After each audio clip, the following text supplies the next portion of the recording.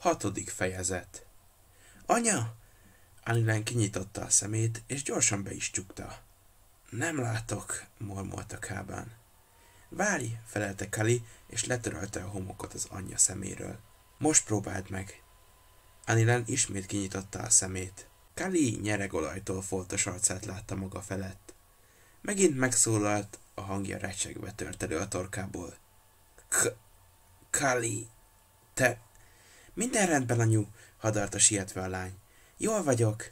Leszálltál a harmad hátulról, folytatta Anilen. Egyszer s mindenkorra. Jó, most már biztos, hogy semmi baja, jelentette ki vigyorogva Kali. Igen, válaszolt neki valaki. Jól van. Anilen nem tudta betájolni, hogy honnan érkezik a kellemes férfi hang, de nem tudott felülni, bár nem is nagyon akart, ha már a homok olyan puha, finom és meleg volt alatta. Kali eltűnt a szem elől, és egy másik arc jelent meg Anilen látóterében. Az idegen arca. A férfi időközben levette a fejéről a csukját. Vörös szőke haja valamivel világosabb árnyalatú volt, mint a szakálla és a bajusza. A kékes-szürke szempárból derűs, nyugodt tekintet sugárzott. Üdvözlöm, hölgyem, köszönt a férfi. Anilen nem ismerte az akcentusát. Ez nagyon ronda esés volt. Aha, sose próbálja ki, felelte Anilen, és erőlködve köhögött egyet. A férfi elmosolyodott, Anilen pedig kedvesnek találta a mosolyát. Távol esett Orin örökké diadalittas vigyorgásától. Ez a mosoly szelíd volt, szerény és jó indulatot sugalt, akárcsak a férfi hangja. Egy darabban van, közölte az idegen. Egy ideig szedegetni fogja a homokot a ruhájából, de valószínűleg nem tört el semmije. Elővett egy kulcsot a köpenye alól. A köpeny régi darab lehetett, sok helyütt foltosra fakult a használattal, míg alatta zubbonyra emlékeztető, sárgás-barna ujjast viselt. Letérdelt közvetlenül a nő mellé, és megkérdezte. Megengedi? Anilen bólintott. A férfi a tarkója alá nyúlt, és óvatosan felemelte a fejét, hogy megitassa. Mohó nyivott, aztán rádöbbent, hogy bár másfél évtizeden át magyarázta a lányának, hogyan viselkedjen idegenekkel a sivatagban, itt és most eszébe sem jutottak a saját tanításai, és mindez természetesen Kali szeme láttára történt. Nem tudta, mit gondoljon a férfiról, azt leszámítva, hogy a látszat szerint egy használt ruha kereskedésből öltözik. Lenyelte az utolsó kortyot, aztán vett egy mély, szaggatott lélegzetet. Köszönete jeléül biccentett az idegennek, és a szemét résnyire vonva megszólalt. Kali? Az idegen elhátrált mellőle, a helyén megjelent a lány. Igen, anyu? Anilen fellökte a kezét, galléron ragadta a lányát, és ráförmett. Mit műveltél? Kali bűntudatos képet vágott, és megszeppenve válaszolt. Hát, a félgalaxis benyomult a kocsmába, hogy lerészegedjen, lehetőleg még ebéd előtt. Arra gondoltam, hogy ha nem megyek ki az állatokhoz, egész délelőttre beszorulok oda. Értem, de miért pont ehhez az állathoz? Nem is tudom, felelte Kali a vállát vonogatva. Amúgy meg azt hittem, hogy téged úgysem érdekel. Dzsábével foglalkoztál, mint mindig. A lány mögött az idegen rácsavarta a kupakot a kulacsára, és halkan kuncogva megjegyezte. Hát, ifjú barátom, ha fel akartad hívni magadra az anyád figyelmét, akkor sikerült. Azzal ismét felvillantotta azt a lefegyverző mosolyát. Ó, kérem, szólítson Kalinek, kérte Kali, miközben felragyogott a szeme. A férfi udvariasan mosolygott, míg Anilen haragosan nézett a lányára. Egy életre leszálltál azokról a dögökről, morogta, és megpróbált felülni. A következő pillanatban rájött, hogy hiába erőlködik, és megadta magát a gravitációnak. Az idegen szempillantás alatt mellette termett, és elkapta. Ne siessen el semmit, mondta határozottan. Még csak most hozzuk vissza ebbe a világba. Rendben, felelte Anilen, aztán mindkettejük segítségével felült. Hazafelé tartottam Bestimből, amikor láttam, hogy bajba kerültek, közölte az idegen. Mellesleg mesterien csinálta, ahogyan elcsípte a lányát. Remélem nem sértődött meg, amiért beavatkoztam. Nem vettem sértésnek, válaszolta Anilen szemtelen képet vágva. Aztán elfordította a fejét, és megnézte Snitet. Az állat a nyálát csorgatva feküdt a homokon, és fénytelen szemével közönösen nézett vissza rá. Anilen végigpásztázott a tekintetével a harmadhátú egész testén, és felfedezte, hogy a hátsó lába úgy néz ki, mint egy félig leeresztett ballon. Attól az elvétett lépéstől darabokra törtek a csontjai. Az igazi meglepetés akkor érte, amikor rájött, hogy Schnitt hol fekszik. Több méterrel mögötte. Az állat éppen csak elkerülte, amikor a homokra zuhant. Szerencséje volt, jegyezte meg halkan a férfi. Az szerencse, mormolta Anilen, és megdörzsölte a halántékát, ahol már is nőni kezdett egy púp. Attól féltem, hogy belerohanok egy sárlákba. Errefelé ez egy jogos félelem, helyeselt bólogatva a férfi. Anilen minden erejét összeszedve feltápászkodott. Amint biztos volt abban, hogy megáll a lábán, beletörölte a kezét az ingébe, és az idegen felé nyújtotta. Anilen Calwell. Anilen, ismételte a férfi a nevet. Először habozott megfogni a nő kezét, de miután megtette, barátságosan megrázta. Ezt még sosem hallottam. Nincs benne semmi különleges, válaszolta Anilen mosolyogva. A legtöbben csak Aninak szólítanak. A megmentője hallgatott, és egy pillanatra elnézett a messzeségbe, mintha a gondolatban másút járt volna. Aztán ismét az arcára varázsolta azt a megnyerő mosolyát, és kijelentette. Nem, az Anilen tökéletes lesz. És Tornádó kisasszonnyal már megismerkedtek, mondta Anilen a lányára mutatva. Kali, hadarta sietve Kali, és már is lendítette a kezét, hogy elkapja a férfiét. Ben, közölte a férfi, és kezet fogott a lánnyal. Aztán, mielőtt Anilen feltehetett volna neki még néhány kérdést, Ben közelebb ment Schnitthez, hogy megvizsgálja. Az állat minden látszat szerint katatón állapotba került. Nem sokat tudok erről a fajról, mondta Ben, de ez nem néz ki valami jól. Sokkot kapott, vélekedett Anilen. Képes lesz 3 lábon hazajutni? Kérdezzük meg a gondozóját, javasolta Anilen, és Kali felé fordult, aki éppen megigazította virásznyergét. Te mit gondolsz? A lánya széttálta a kezét, és sírós hangon válaszolt. Nem akartam, hogy ez legyen. Kalit mindig is megviselte, ha elveszített egy állatot. Viszont még ha Schnittnek sikerült is volna valahogyan hazavergődnie, Anilen szíve szerint lelőtte volna a bolond fenevadat. És a gondolat nyomán rádöbbent, hogy egyáltalán nincs nála fegyver, és idekint van a sivatagban egy ismeretlen csavargóval. Viszont, ahogyan már az imént is, elég volt egyetlen pillantást vetnie Benre, és már is enyhültek az aggodalmai. A férfi füttyentett egyet, mire az EUP odaügetett hozzá. Az állat fürgén mozgott, holott súlyos terhet hordozott. Mi a neve? Érdeklődött mosolyogva Kali. Ró. Valahogy legalábbis ezt mondták, amikor megvettem, válaszolta Ben, és megveregette az EUP pofáját. Szép munka volt, Ró. Ez Anilent is megnyugtatta. Egy valamit biztosan tudott a Tatooine csavargóiról, nem szoktak kedvesek lenni sem az állatokhoz, sem a gyerekekhez. És ez a Ben megmentette az ő gyerekét egy állattól. És ezzel Anilen bensőjében megszületett az ítélet. Hát, maga is szép munkát végzett Ben, mondta fennhangon, és leporolta magát. Szóval, mit keres erre felé? Ben az EUP nyakát vakargatva délnyugat felé biccentett. Odakint van a házam a sivatag határán, mondta. El kellett intéznem néhány dolgot, meg aztán vásárolgattam is.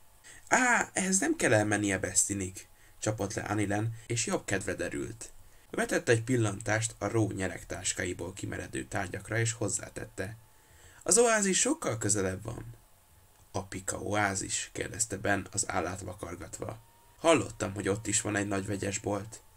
A Dánár központ. A legjobb bolt az oázisban, jelentette ki Anilen. Az egyetlen bolt az oázisban, javította ki a háttérből Kali. Anilen, anélkül, hogy hátra nézett volna, hangosan válaszolt. Édes lányom, remélem mostantól hallgatni fogsz. A helyedben én bocsánatot kérnék magamtól és ettől az úrtól, és a harmadhátútól is, amit majdnem megöltél. Ben elmosolyodott, de egy gyorsan komoly kifejezést erőltetett az arcára. Anilen gyanította, hogy a férfinak is vannak gyerekei, vagy ha nincsenek, sokat foglalkozott gyerekekkel. Ez a bolt, amiről beszélünk, mondta Ben az EUP rakományára pillantva. Árulnak ott alkatrészeket pályacsapdákhoz? Anélkül nem lehetne vegyesboltnak nevezni, felelte Anilen. Amúgy történetesen a tulajdonos, mielőtt befejezhette volna a mondatot, Ben felkapta a fejét, és feltartotta a kezét. Várjon, mondta, és megfordult. Mindhárman Schnitt mozdulatlan testére szegezték a tekintetüket. Az állat süllyedni kezdett, először lassan, aztán egyre gyorsabban. Folytott nyögés hallatszott valahonnan a mélyből, és a talaj körös körül megremegett. Attól tartott itt a sállak, állapította meg Ben. Ebben a pillanatban csápok emelkedtek ki a felszín alól, és ráfonódtak a harmadhátú testére. Ben benyúlt a köpenye alá, de amikor észrevette, hogy Anilen őt nézi, félbehagyta a mozdulatot. Sugárvetővel semmire nem megy egy sallaknál, figyelmeztette az asszony. Azt hiszem igaza van, felelte Ben. A csápok ráfeszültek a harmadhátúra, és lefelé húzták. Ben megmarkolta a rémült Eopi kantárszárát, Anilen pedig Vilasz felé terelte a lányát. Kali visszanézett, és elkeseredetten felnyögött. Schnitt! Az árát levonom a fizetésedből, jelentette be könyörtelenül Anilen, és fellökte a lányt Vilasz nyergébe. És ezúttal leszel szíves kapaszkodni. Ben felült Ró hátára, és álmélkodva nézte a süllyedő harmadhátút. Anilen tudta, ha valaki egyszer végignézte, hogy a sallak hogyan eszik, élete végéig nem felejtette el. Szerette volna megkérdezni a férfitől, hogy honnan jött, de a jelekből ítélve erre már nem maradt ideje. Még egyszer köszönöm, kiáltotta Bennek. Remélem találkozunk még. Egyszer nézzem be az oázisba. Talán úgy lesz, felelte barátságosan mosolyogva Ben, és a fejére húzta a terjedelmes tyúkját. Viszlát, Ben! Kiabálta Kali, és lendületesen integetett. Anilen a szemét forgatta. Ennyit a Schnitt miatti bűntudatról. Vilasz megindult velük, minél hamarabb el akar távolodni az új sarlakveremtől.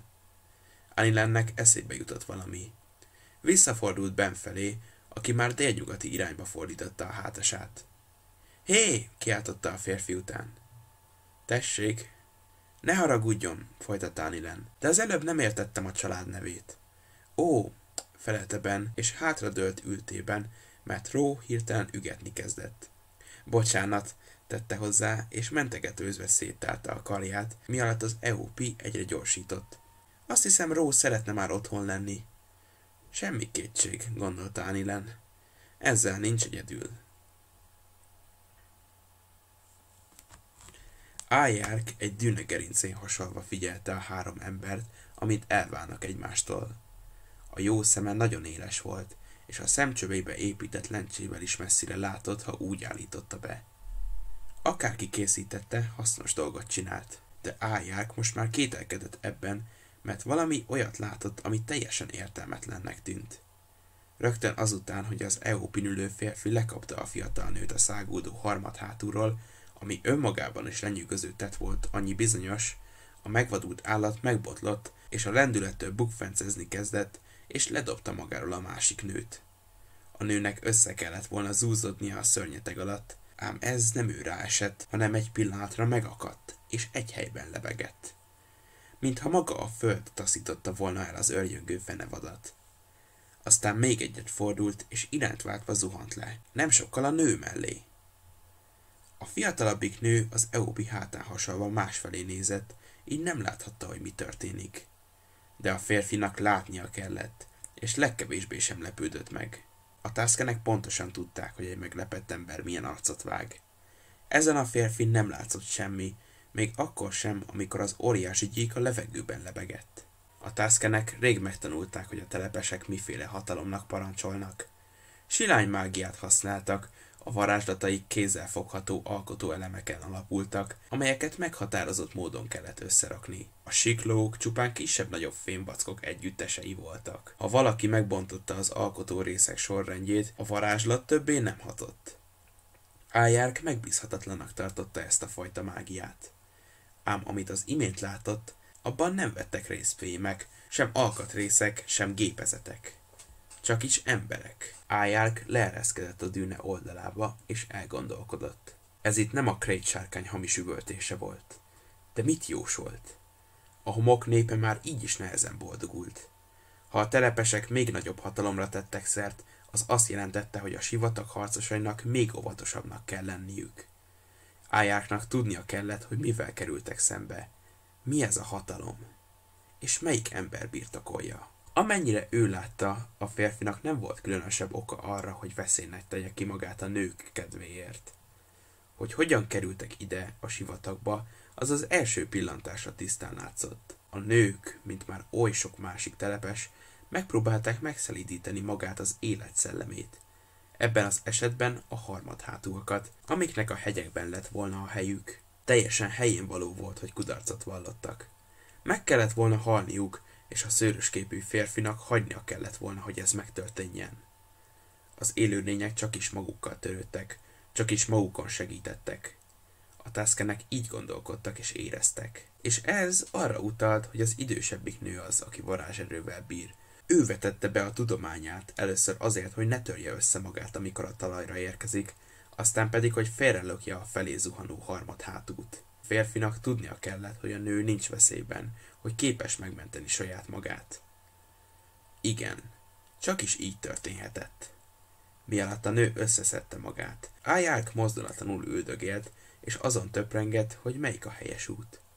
A következtetés egyértelmű volt.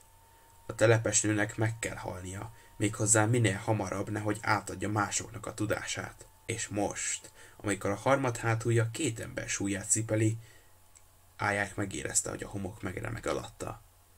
Éppen csak megrezdült a talaj, mások talán észre sem vették volna. De ő tudta, hogy mi okozza. Az átkozott sárláknak számos gyermeke élt olyan helyeken, amelyeket még a Tuskenek sem ismertek. A legtöbben tétlenül lapultak és éheztek, és sosem mutatták meg magukat. Ám az egyik felzabálta azt a harmadhátút, és ezzel a többit is felébresztette. És ez a nap nem felelt meg ahhoz, hogy Ájár kiderítse, hányan vannak még. Minél hamarabb el kellett mondania a klánnak mindazt, amit kiderített. Tudta, hogy az embereket könnyen meg fogja találni. Azután a Tuskenek majd egyenként mozdulnak abban a biztos tudatban, hogy nagyon fontos tettet hajtanak végre. Ez lesz az a győzelem, amely egyszer és mindenkorra visszahozza majd azt a rég elveszett harci szellemüket. Ájárk elhagyta a búvó helyét, és elindult a hegyek felé. Nem úgy, mint a gyáva nap, hanem igazi vadászként. És ettől jól érezte magát. Meditáció. Akkor most újra megpróbálom. Attól tartok, Qui-Gon mester, hogy nem érek el sikereket ezzel a kommunikációs módszerrel. Lehet, hogy neked nincs mondani valód a számomra. Na mindegy. Megpróbálok mentálisan beszélni veled. Egy darabig hangosan is mondom, hát ha számít valamit. Azóta, hogy utoljára próbáltam kapcsolatot létesíteni veled, tettem néhány fontos lépést. Owen Lars nem akarta, hogy a háza körül ügyelegjek. Akár tetszik nekem, akár nem mond ostobaságot. Ha túl gyakran megfordulok ott, könnyen ráirányíthatom a figyelmet a birtokra. Így aztán kerestem egy másik helyet. Talán megriadsz, ha megtudod, hogy milyen messze van. Engem biztosan nyugtalanít. Emlékszel még a Jerrik útra, ahol annak idején a Nabooról ideérkezve letettük a hajót? A házam attól délre van, a Jundlán sivatag északi határánál, eléggé messze Owen házától. Tudom, furcsa módja ez annak, hogy vigyázzunk valakire. Róhátán egy nap alatt sem fordulok meg oda-vissza, és egyelőre vonakodom siklót vagy akár csak robogót venni, mert attól tartok, hogy felfigyelnek rám. A benszülött Tuskenek mindent üldözőbe vesznek, ami fényesen csillog. Ha nem vigyázok, elvezethetem őket a Lars farmhoz. És ha valaki műholdon keresztül figyel, feltérképezheti a mozgásomat. És nem hagyhatom ott a kémeszközöket. A galaktikus hálózathoz hozzáférhetnék ugyan, de nem akarok semmiféle eszközt birtokolni, ami ezt lehetővé teszi. Még azt a titkosított egyirányú üzenetközvetítőt sem használtam, amit Bail Organa adott. Még vele sem tudattam, hogy letelepedtem. Minél kevesebb jel megy ki az otthonomból, annál jobb. Mi van, ha Palpatine-nak még itt is vannak kémei, és azok a Jediket keresik, akik valahogy életben maradtak. Attól tartok, ez a veszély nagyon is valós. A többi Jedi... Remélem, mások is túlélték azt a mészállást. Nem tudnám elviselni a gondolatot, hogy egyedül én vészeltem át a csapást. Még elképzelni is nehezemre esik. Bárcsak te megmondanád. Minden esetre, ami a Lars farmot illeti, valószínűleg rendszertelen időközönként és ritkán fogok oda menni, gyalog vagy rúghátán. Így jobban el tudok rejtőzni, és ha kell, bárhol letáborozhatok utazás közben. Így senki sem lesz képes feltérképezni a mozgásomat, és az utazásaim időpontja sem ad okot következtetésekre. Persze nem tudok majd gyorsan cselekedni, ha történik valami a fiúval, de legalább én nem okozhatok problémát. Ettől függetlenül szeretném, ha volna valaki, akire számíthatok, aki közelebb van a Larszékhoz. A minap szirénák visítását hallottam észak felől, és ma reggel megint. Aggódtam, hogy ez a birodalom jelenlétét jelenti, de most már azt hiszem, hogy az ott egy riasztórendszer. Talán az segíthet. Nem tudom. Sokkal könnyebb lenne ez az egész, ha szólnál hozzám, ha mondanál valamit. Mindegy, igyekszem rövidre fogni. Ez a ház rosszabb állapotban van, mint korábban gondoltam. Bementem Bestinbe, ott ellenőriztem, hogy valóban lakatlan, bár alig ha volt szükségem megerősítésre. A javák rég kifosztották. Van egy régi páracsapda, pontosabban csak a maradványai. Ha valaha megpróbálom munkára fogni, akkor alkatrészeket kell szereznem. Nem szabad feltűnést keltenem, de a szemetet ki akarom hordani az udvarból. El tudod képzelni, miféle ócskaságok lehetnek itt, ha még a javáknak sem kellettek? Mindeddig aggódtam, hogy többször is el kell utaznom Bestinbe, ami vagy 40 kilométerre van, de most úgy néz ki, van egy másik lehetőségem is. Anilen. Találkoztam egy hölggyel, Anilen Calwell-lel és a lányával. A Pika oázisban élnek, ami közelebb van, mint a város, és Anilen azt állította, hogy az oázisban mindent megtalálok, amire szükségem van ahhoz, hogy berendezkedjek itt. A vele való találkozás lehetőséget adott arra, hogy végre használjam a nevet, amit választottam. Ben. A térképen láttam a Bestini földhivatalban. Van valahol egy ilyen nevű fensík. Satin is így hívott. Ez egy bizalmas dolog volt kettőnk között. Minden esetre tetszik a hangzása. Attól tartok, hogy felfigyeltek rám, amikor találkoztam Anilennel. A részletekbe most nem mennék bele. Elég annyi, hogy bajban volt, és segítettem neki. Jól esett, hogy végre csinálhattam valamit a sok bujkálás után. És jól esett, hogy végre beszélgethettem valakivel. Annyira magányos vagyok. Hagyjuk ezt. Nem tudom, mi volna a jó. Közelebb vagyok az oázishoz, mint a városhoz, de ez azt jelenti, hogy az oázis is közel van hozzám. Alig ha lenne jó, ha a helyiek ismerősként üdvözölnének. Azt hiszem, nem fogok elmenni oda.